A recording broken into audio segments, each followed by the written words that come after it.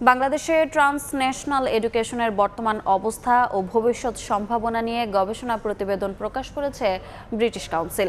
সকালে ব্রিটিশ কাউন্সিলের fuller road অডিটোরিয়ামে এই গবেষণা প্রতিবেদন প্রকাশ অনুষ্ঠানে অংশ নেন নীতি নির্ধারক, শিক্ষাবিদ ও আন্তর্জাতিক শিক্ষা খাতের প্রতিনিধিরা।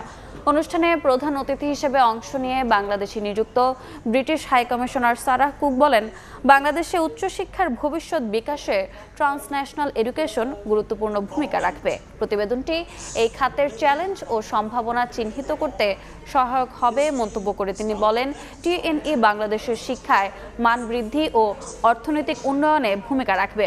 এছাড়াও অনুষ্ঠানে বক্তব্য রাখেন বিশ্ববিদ্যালয় মঞ্জুরি কমিশনের চেয়ারম্যান অধ্যাপক ডক্টর এস.এম.এ ফায়েজ।